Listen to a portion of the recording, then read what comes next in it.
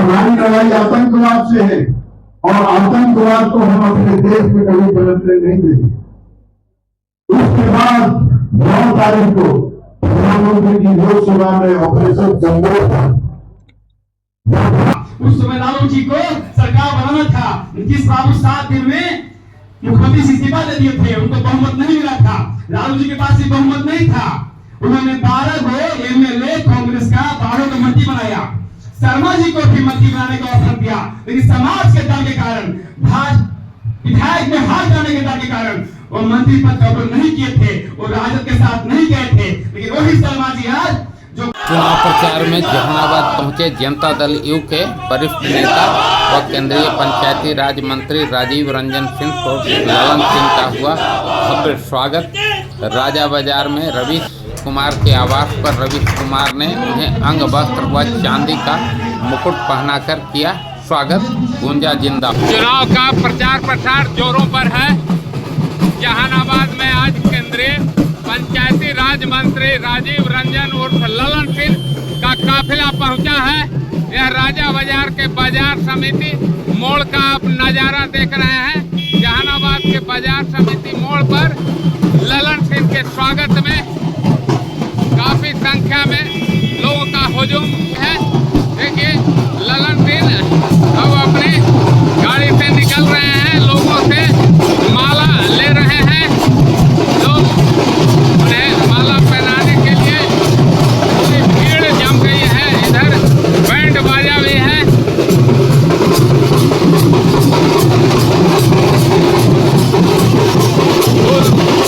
माला भीगा जा रहा है। सुरक्षा व्यवस्था उसके चारों तरफ घेरा में लिए हुए हैं। ललन सिंह पुनः अपनी गाड़ी में जा रहे हैं। नीतीश कुमार जिंदाबाद, ललन सिंह जिंदाबाद के नारे गूंज रहे हैं। देखिए ललन सिंह के स्वागत में पूरी तरह से पुष्प वर्षा की जा रही है। उनके गाड़ी पर जेसीबी से पुष्प वर्षा हो रही है। नीतीश कुमार जिंदाबाद, ललन सिंह जिंदाबाद के नारे गूंज रहे हैं पूरी तरह से। ललन बाबू का जहानाबाद में पड़ौना बाजार समिति मोड़ के बाद जगह जगह स्वागत हो रहा है। यह राजा बाजार का बाजार रवीश कुमार का आवास है, जहां यहाँ पहुँचने पर रवीश कुमार, जदयू नेता प्रिंस कुमार, महिला मोर्चा के सुनीता देवी, भाजपा जिलाध्यक्ष धीरज कुमार, जदयू नेता शंभू कुमार, पिंटू कुमार समेत कई प्रमुख लोगों ने उन्हें फूल माला देकर गर्मजोशी से स्वागत किया। बुके एवं अंग वस्त्र भी देकर सम्मानित किया गया। इस अवसर पर कार्यकर्ता को संबोधित करते हुए पुराने लालू राज के दिनों की याद दिला लोगों को डराया। वहीं नरेंद्र मोदी एवं नीतीश सरकार की डबल इंजन की सरकार में देश एवं राज्य के चहुमुखी विकास की चर्चा करते हुए 2025 में फिर नीतीश सरकार लाने के लिए समर्थन मांगा। उन्होंने कहा कि एनडीए सरकार में लोगों को खाद्यान्न से लेकर बिजली, पानी, पेंशन एवं रोजगार के लिए सरकार राशि भी दे रही है। अब बिहार पूरी तरह से विकसित होकर रहेगा। उन्होंने कहा कि बिहार का जीडीपी स्तर लगातार बढ़ रहा है।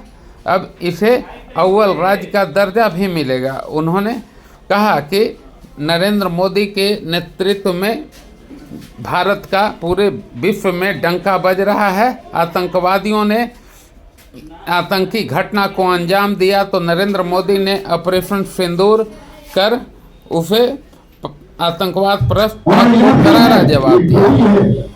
पाकिस्तान के एक नागरिक को एक भरोसे नहीं है, क्योंकि प्रधानमंत्री का कहना था कि हमारी कोई लड़ाई किसी देश से नहीं है, हमारी लड़ाई आतंकवाद से है और आतंकवाद को हम अपने देश में कभी बनने नहीं देंगे। उसके बाद 9 तारीख को प्रधानमंत्री की लोकसभा में ऑपरेशन जंगल था। उसका जवाब देते हुए उन्होंने कहा कि 9 मई को अमेरिका के उपराष्ट्रपति ने 4 मीटिंग में था जब मैं मीटिंग से फ्री हुआ तो मैंने फोन लगाया, आपने फोन किया था। अमेरिका के उपराष्ट्रपति ने कहा कि पाकिस्तान आज रात में भारत पर बड़े हमले की तैयारी कर रहा है। मोदी जी ने कहा कि अगर पाकिस्तान गोली चलाएगा तो हम पाकिस्तान पर गोला डालने का काम करेंगे, गोला डालने का काम। और उसके बाद तो हमारे सेना में बहुत मिसाइल का इस्तेमाल करके पाकिस्तान के सारे उनके हवाई अड्डे और रडार सिस्टम को ध्वस्त कर देने का काम है। और कोई दुनिया में किसी देश का खरीदा हुआ नहीं है। ये प्रधानमंत्री नरेंद्र मोदी जी ने आत्मनिर्भर भारत के तहत अपने देश के अंदर निर्माण किया है। आज पूरे दुनिया के लोग हमारा भरोसा खरीदना चाहते हैं। ये है हमारे प्रधानमंत्री। अभी विजय शर्मा जी बहुत विस्तार से आपको बता रहे हैं प्रधानमंत्री जी ने पूरे देश के लिए जो काम किया।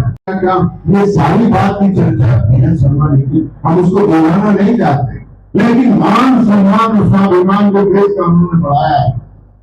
आपने देखा कि प्रधानमंत्री जी चाइना गए और चाइना में वो एक सम्मेलन थे, रूस के राष्ट्रपति उनसे मुलाकात का समय था, उनके साथ उनको जाना था सम्मेलन। रूस के राष्ट्रपति आज तक दुनिया के किसी देश के प्रधानमंत्री के लिए इंतजार नहीं करते हैं, उनका इंतजार लोग करता है। और हमारे प्रधानमंत्री जी को पहुंचने में 15 मिनट विलंब हुआ और रूस के राष्ट्रपति जी 15 मिनट तक नरेंद्र मोदी का इंतजार करते रहे और जब वो आए तो उनके साथ सम्मेलन हुआ। ये सम्मान उन्होंने बनाया। एक तरफ हमारे देश के प्रधानमंत्री मान सम्मान बढ़ा, दूसरी तरफ बिहार के मुख्यमंत्री नीतीश कुमार, बिहार के मुख्यमंत्री नीतीश कुमार जी ने बिहार का परिवर्तन कर दिया।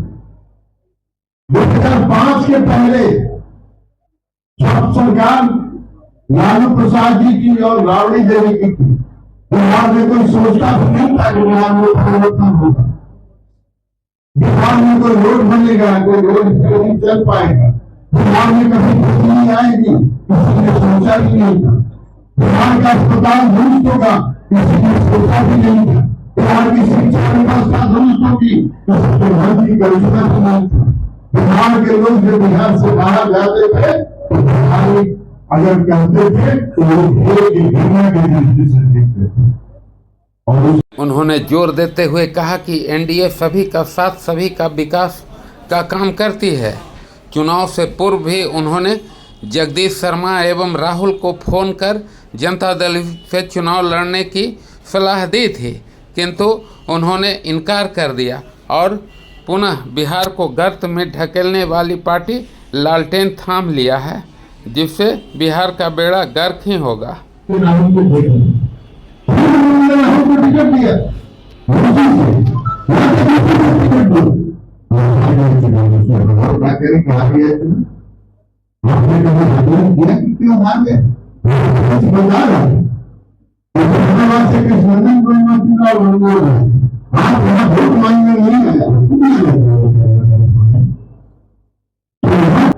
देखिए, चंद्रेश्वर चंद्रवंशी जी एनडीए के उम्मीदवार हैं और एनडीए के उम्मीदवार को जिताने का मतलब है कि जहानाबाद का जो कुछ बचा हुआ विकास है उसको आगे बढ़ाना। जहानाबाद बहुत ही एक विकट परिस्थिति में पहले रहा है।